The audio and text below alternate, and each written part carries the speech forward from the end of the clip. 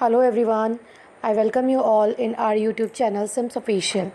Today, in this video, we will start the first chapter of history, that is the rise of nationalism in Europe.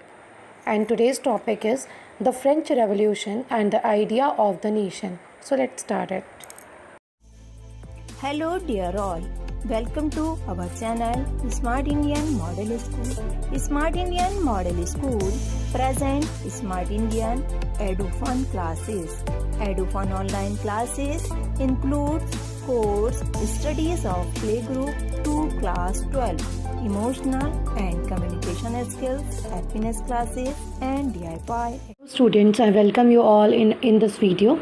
Yesterday, as you know, that we have started the chapter the rise of nationalism in Europe, the first chapter of history, and in the introduction of the chapter we have read about this painting that is painted by Frederick Soro, okay, and he was a French artist and he prepared a series of 4 visualization of his dream.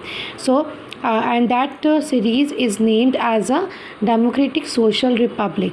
So we have read about the intro of the chapter as well as about this painting. Okay? So now let's continue it. And today's topic is the French Revolution and the idea of the nation. कि कैसे जो French की revolution हुई थी यानी कि France की क्रांति हुई थी और कैसे आइडिया आया था नेशन के लिए, अपने पर्टिकुलर नेशन के लिए लोगों के बीच. So let's start it. The first clear expression of nationalism came with the French Revolution in 1789. आपने क्लास 9th में भी पढ़ा था ना, 1789 में द फ्रेंच रेवोल्यूशन चैप्टर पढ़ा है, जिसमें आपको क्या आपने पढ़ा था कि पेरिस में क्या हो गया था, एक बेस्टाइल एक जगह थी जहाँ पर पब्लिक ने एक कैसल को तोड़ दिया था, और लुई 16 के बारे में भी आपने पढ़ा था. ठीक है, तो वही फ्रेंच रेवोल्यूशन के बारे में रिवाइंड करा रहे हैं हमें. द फर्स्ट क्लियर एक्सप्रेशन, जो पहला क्लियर एक्सप्रेशन दिया गया था पब्लिक के द्वारा नेशनलिज्म के लिए या फिर राष्ट्रीयता की भावना के लिए, वो पहला स्टेप लिया गया था 1789 में. France, as you would remember, was a full fledged territorial state in 1789. जैसा कि आपने लास्ट ईयर भी पढ़ा था कि जो फ्रांस था वो आपको अगर याद होगा तो that was full fledged territorial state. वो एक पूरी तरह से एक टेरिटोरियल स्टेट था 1789 में, and that was under the rule of absolute monarch, और जो किंग के अंडर में या फिर लीडर्स के अंडर में वर्क कर रहा था, मतलब रन कर रहा था रूल में. The political and constitutional changes that came in the wake of the French revolution led to the transfer of sovereignty from the monarchy to a body of French citizens.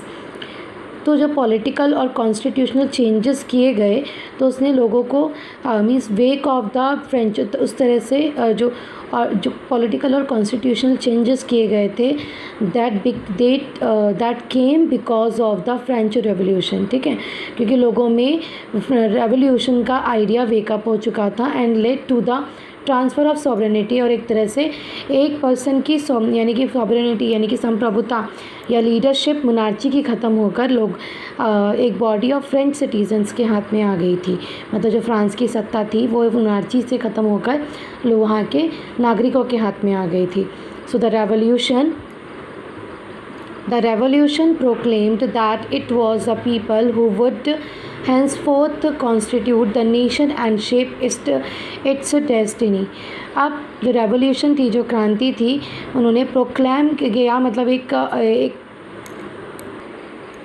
Assure किया कि that it was the people who would henceforth, कि सिर्फ वहाँ पर जो लोग हैं henceforth constitute the nation, कि वहाँ के लोग ही मिलकर अपना कॉन्स्टिट्यूशन बनाएंगे और शेप इट्स डेस्टिनी, और उसका भाग्य खुद निर्धारित करेंगे.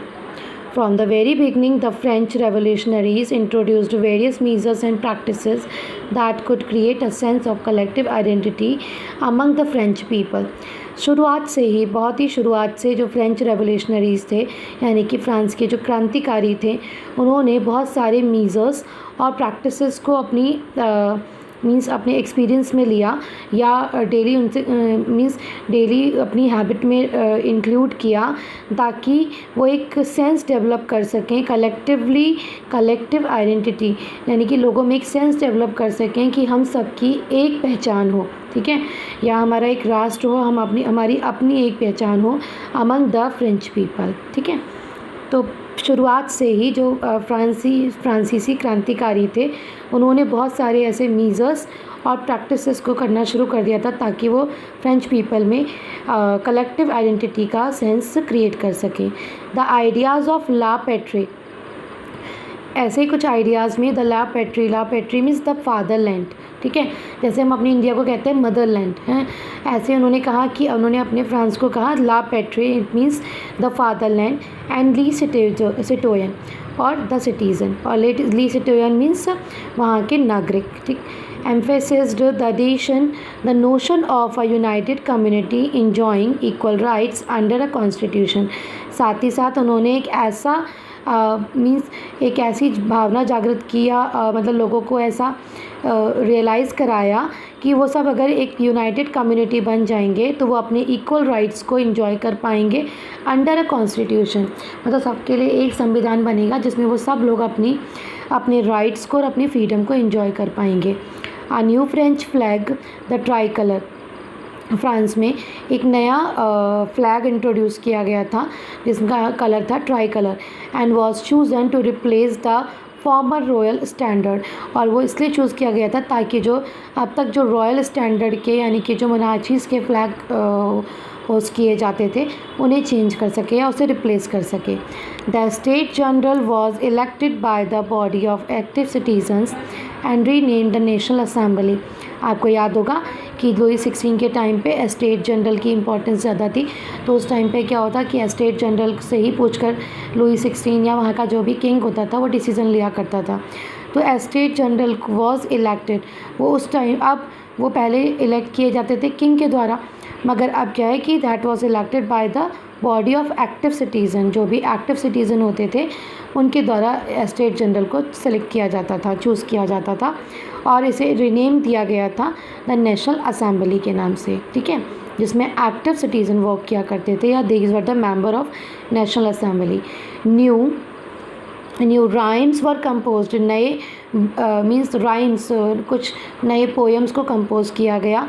ओथ्स टेकन, कसमें खाई गई, जो हम ओथ लेते हैं, एंड मार्टियर्स कमेमोरेटेड, सॉरी, और जो शहीद हुए हैं, ठीक है, उन्हें भी याद किया गया। And all in the name of the nation, और ये सब कुछ नेशन के लिए किया गया या नेशन का नाम लेकर किया गया। A centralized administrative system was put in place, एक प्रॉपर सेंट्रलाइज्ड एडमिनिस्ट्रेटिव सिस्टम को प्लेस किया गया या इंट्रोड्यूस किया गया, and it formulated uniform law for all citizen with in its territory. और जब नया जो क्या था यहाँ पर एडमिनिस्ट्रेटिव सिस्टम आया तो उसमें नए यूनिफॉर्म लॉज यानी कि कुछ नए नियम बनाए गए जिन्हें यूनिफॉर्म की तरह मीन्स सपोज़ एक इक्वल वे में उनको फॉर्मुलेट किया गया या लोगों को फॉलो करना था फॉर ऑल सिटीज़न, सभी नागरिकों के लिए विद इन इट्स टेरिटरी, जो उनकी टेरिटरी में ही फॉलो किया जाएगा। Internal customs duties and dues were abolished, जितनी भी जो इंटरनल कस्टम ड्यूटीज़ थी और जो ड्यूज़ बचे हुए थे उन सबको नष्ट कर दिया गया।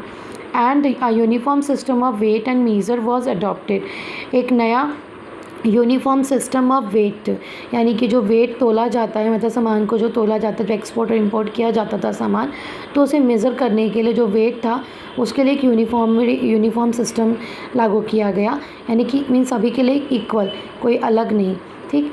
एंड मीज़र वॉज अडॉप्टेड, और नए मेज़रमेंट को अडॉप्ट किया गया। आपने पहले भी पढ़ा था 9th क्लास में, आपने फ्रेंच रेवोल्यूशन में पढ़ा होगा कि जब नेपोलियन बोनापार्ट ने ये नया शुरू किया था, नहीं कि नया जो वेट और मीज़र्स को शुरू किया था, जिसमें क्या था इक्वली सबका जो एक्सपोर्ट होता था सामान या इंपोर्ट होता था और एक जगह से दूसरी जगह जाता था कस्टम ड्यूटीज़ पर, तो उनके वेट मेज़रमेंट अलग हुआ करते थे, तो उन्होंने एक यूनिफॉर्म वे कर दिया था, यानी कि सबके लिए इक्वल, ठीक है। मतलब इक्वल मीन्स जैसे हम आज के टाइम में वाट वगैरह यूज़ करते हैं, तो वही एक proper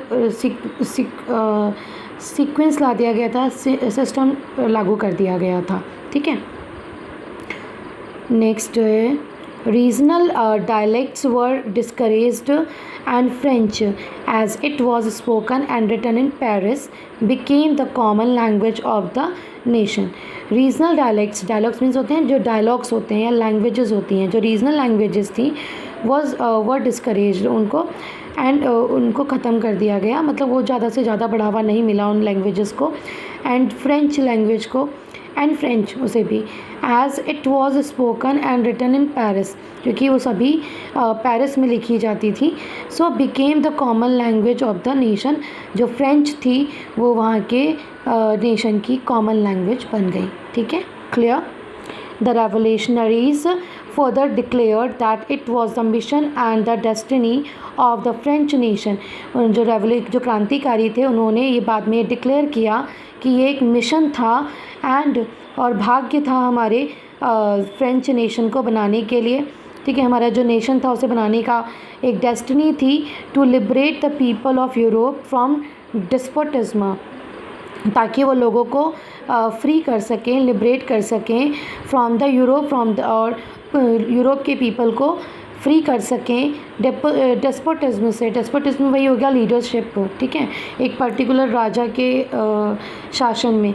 so in other words to help the other people of Europe to become nations, ठीक है।